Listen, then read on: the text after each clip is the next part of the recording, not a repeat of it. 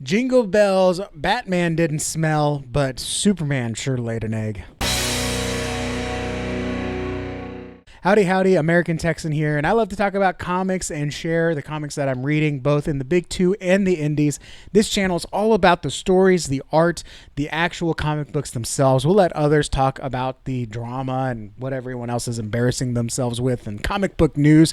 We're just here for the stories, the floppies, the pure enjoyment for the medium. So if that's you, if you want to leave all that other stuff or let others talk about that and just talk about what's going on in the books themselves, by all means, I encourage you to subscribe.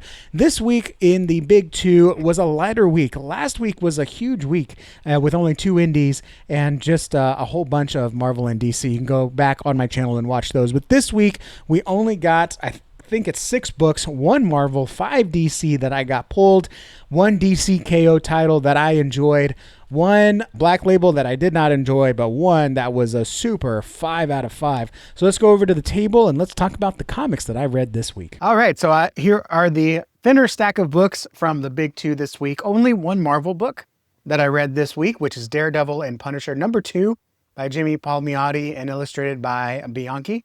I'm assuming that's pronounced Bianchi. Tommaso Bianchi there. And we've got really a Daredevil focused issue here. He's going through his morality, not existential crisis, but it's a story that's been told before, but it's a fine story. I don't mind seeing a similar story of him trying to get through his version of justice versus Punisher's version of justice. That's what makes Daredevil such an interesting character when he's written correctly, I think, is that, you know, he works for the law, he has trust in the law, the judicial system, but he still has to take things in his own hands. And so this is illustrated very nicely, colored very well, and I do like the way Palmiotti's kind of writing Punisher in this as well as Daredevil, and just kind of putting their two different codes at odds with another. So it's a really good read. I could imagine some people that have been reading comics for longer would see this issue as kind of a repeat of something we've already read. And the other thing too is that Palmiotti, probably wrote some of those. So maybe he wants to tell another version of that story. Maybe he thought of another way to go about it in this team up. Well, it's not really a team up issue, but to me, it's a good story. So I'm really enjoying that one. That's Daredevil and Punisher. The only Marvel book I read. All right, going into DC, this is the only DC KO book I read this week. This is by Layman and Woods, and this is Titans number 30. And I don't read Titans. It's not that I don't like them. It's just that nothing about them has really appealed to me. But I do like this issue. We really kind of get technology versus nature, or organics versus non-organics. I don't know how you want to describe that.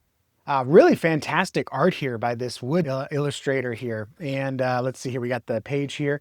Pete Woods did the main cover and Pete Woods did the art. And we got a few other inks on some other pages. I think that's for the interludes. But John Layman, I think, did a fun job of writing this. Look at this here, this image here of all the different versions of Cyborg in the DC KO. You get to choose a version of your, kind of like a suit, choose your character, choose your costume kind of thing. So they get to choose their iteration, past and future, it seems. Because we had Superman Prime from the future. And so we get a Cyborg from the future in this one as well. But this one was really good. I should say the first 2/3 were good. The first 2/3 or first 2 acts were good. I love the KO imagery here of the KO in the background. So they fight each other. Now, unfortunately, this does get into a little bit of a trope at the end where the real DC KO was the friends we made along the way. And usually Marvel has an issue with this. I don't expect it from DC, but it does end up with a fizzle rather than a bang. Like, I think the Superman versus Captain Atom ended with a bang, and I really like that one. But Cyborg versus Swamp Thing, the action was really, really good up until the very end, and it just kind of ended. And that was unfortunate. So overall, I think it was a good read. It does fit inside of DC KO, but I think it could have been better. I think I would have liked to see everything kind of play out. I don't like taking that route. It's almost like we don't want either person to lose, so we just kind of take this other option out. So this one was, it was pretty good. It fits in the all fight month, but overall, it just wasn't as strong as one of the other issues. I did not check out Quinn and Zatanna, just 2 characters that I do like Zatanna, but I just didn't want to deal with any Harley Quinn. And from everything I read again online, at least on X, where I follow a lot of comic folk, only a few people liked it. I'm kind of not really missing that one as much. Superman, the Kryptonite Spectrum. This one's by Maxwell Prince and illustrated by Marazzo. And it says with Halloran on there. I don't know exactly what that is, but okay, so that's the colorist. This one, I don't know. The art just kind of seemed to get a little, I don't know, just redundant or just lost its flavor. I don't know. It's hard to tell. This one just didn't, again, kind of fizzled out for me. The art was charming at first, but now it's just a little kind of meh.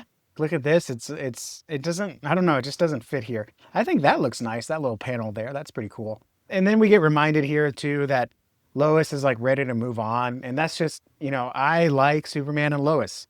I like them being together. I like them sticking together through thick and thin.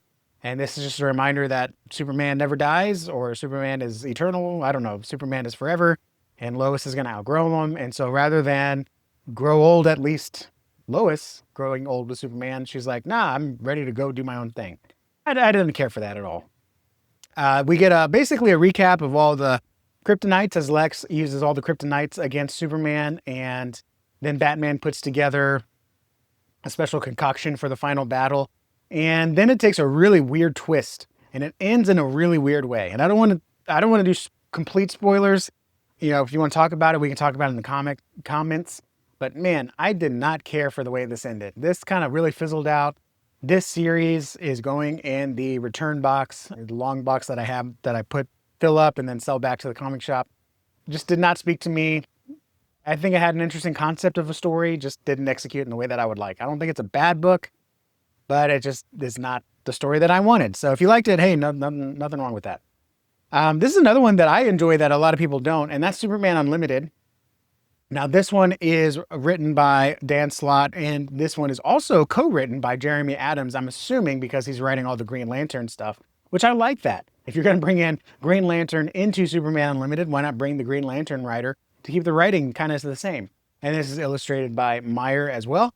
And the art in this one, I really, really like. I know we're taking a break from Quitely, we're doing the others, but I really like this illustration. I think this artwork works really well.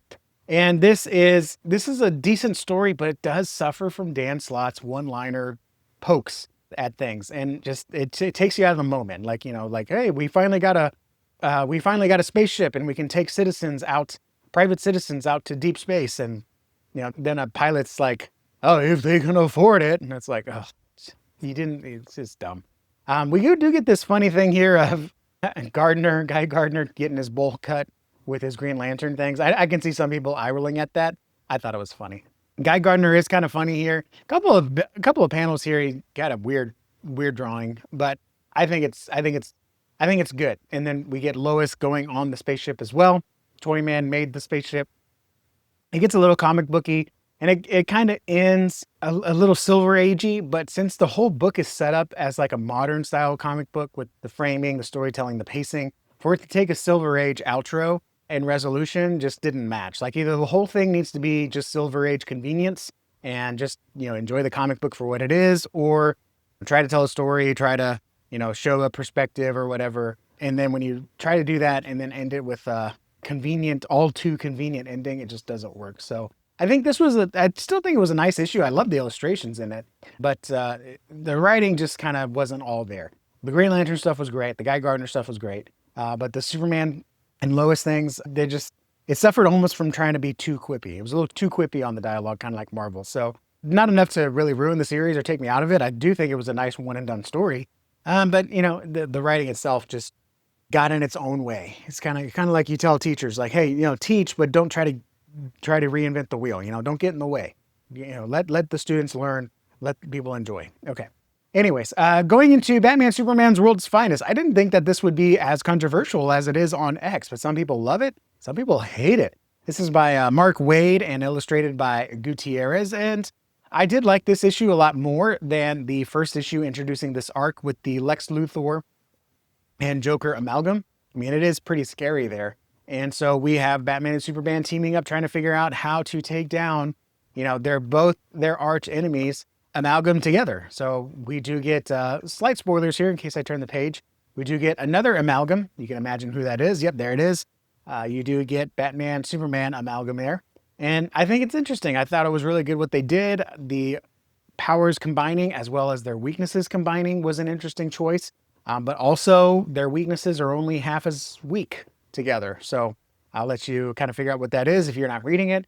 Overall, though, I do think that this issue was very enjoyable, and the art was really great too. I'm really enjoying the art on this. Nice big pages, lots of things happening. Really enjoyable. World's Finest. It's just a reliable comic book. It's a reliable Superman story or a Batman story. You know, the story choices, we had Bizarro. Before that, you had Aquaman show up for an issue or an arc. But, you know, I think these are just classic or generic, if you want to call it that, superhero stories, cape stories. And you know what? That's just all I want in a comic book is just some decent comic superheroes being superheroes. So I am totally fine with that.